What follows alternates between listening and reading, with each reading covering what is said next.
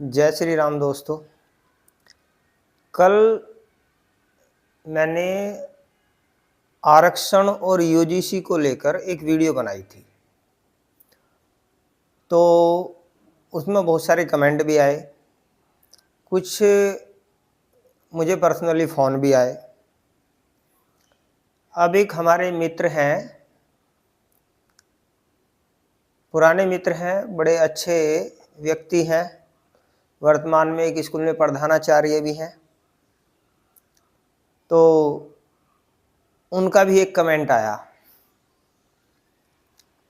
अब उनका जो कमेंट था वो बड़ा अजीब था। उनका कमेंट था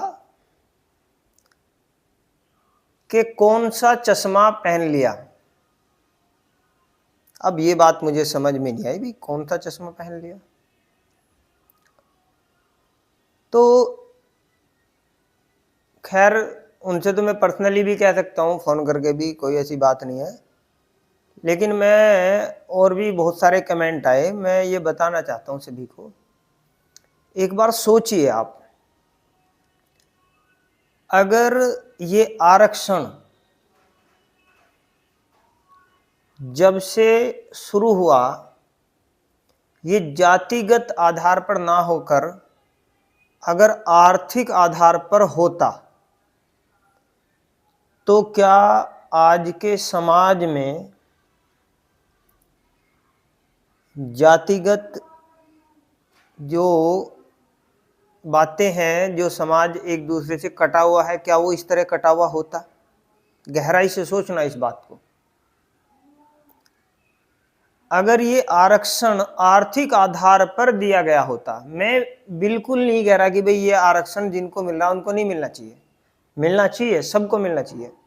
आप सोचिए, एक आरक्षण लेकर एक व्यक्ति आईएएस बना, उसका लड़का आरक्षण लेकर फिर आईएएस बना, उसके लड़का ये आरक्षण लेकर फिर आईएएस बन रहा है।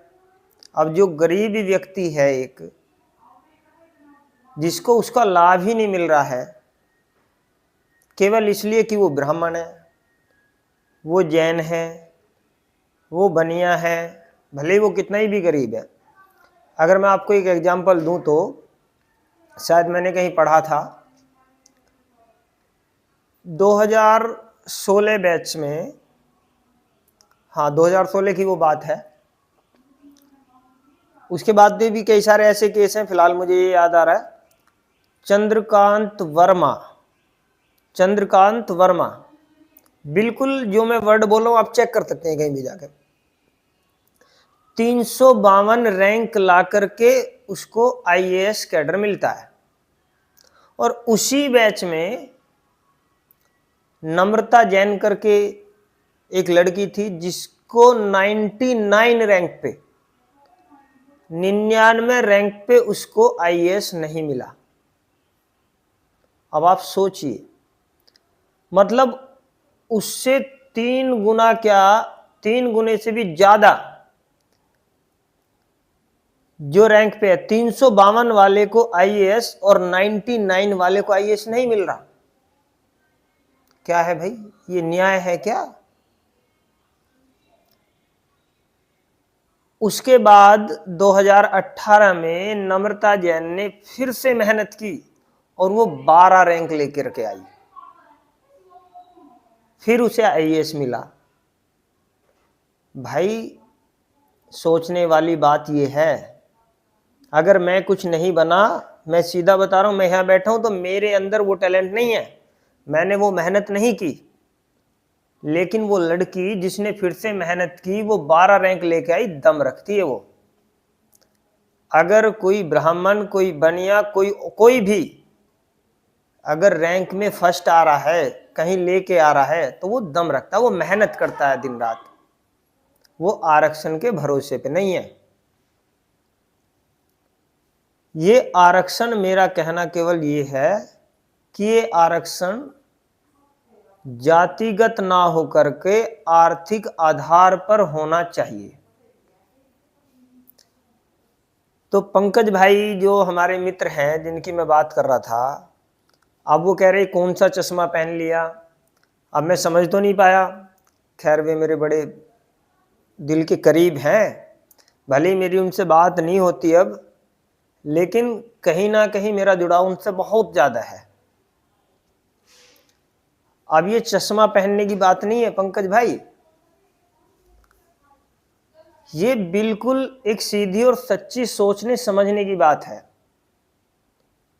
आप सोचिए, अगर मैंने कल यूजीसी की बात करी तो जो मैं कहना चाहता था वो बात मैंने शायद कही भी नहीं।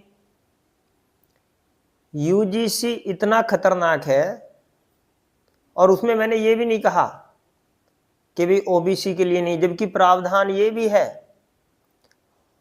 अगर कोई ओबीसी किसी ब्राह्मण को कह दे कि इसने गलत व्यवहार किया है, उसके खिलाफ रिपोर्ट, कोई एससी किसी ओबीसी को कह दे तो उसके खिलाफ भी रिपोर्ट। अब ये सोचने वाली बात है कि अगर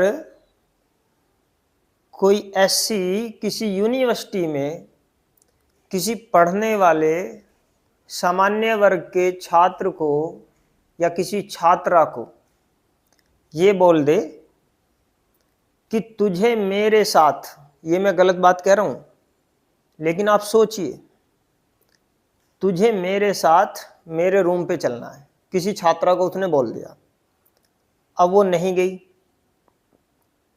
और उसने उसके नाम एफआईआर करा दी या एफआईआर करने की धमकी दे दी, केवल उसको ये कहना है कि इसने मेरे साथ जाति के आधार पर भेदभाव किया। अब वो सामान्य वर्ग की बच्ची, उसके पास ऑप्शन दो ही बचते हैं, या तो वो आत्महत्या कर ले या पढ़ाई छोड़ के घर आ जाए। क्या ये न्याय है? सोचिए आप। मेरी बात का अगर आप खंडन कर सकते हैं तो फैक्ट के आधार पर करिए, मैं हर चीज का जवाब देने के लिए तैयार हूं।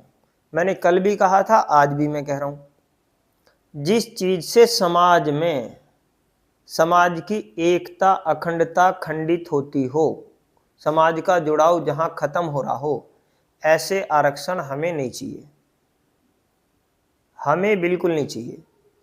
मैं कह रहा हूं, अच्छा हमें ये भी नहीं है कि भाई आरक्षण दलितों को नहीं मिलना चाहिए, उन सब मिलना चाहिए भाई, लेकिन आर्थिक आधार पे मिलना चाहिए। एक दलित मुख्यमंत्री बन गया, उसके लड़के को भी आरक्षण क्यों भाई? आरक्षण उनको मिलना चाहिए जो बेचारे गांव में मजदूरी कर रहे हैं। किसी भी जाति का हो, आरक्षण आर्थिक आधार पर होना चाहिए, हमारा कहना तो यह है। गंभीरता से सोचना, अगर आरक्षण जाति के आधार पर ना होता तो इस देश में आज जाति की शायद बात भी ना होती। ये सोचने वाली बात है। धन्यवाद।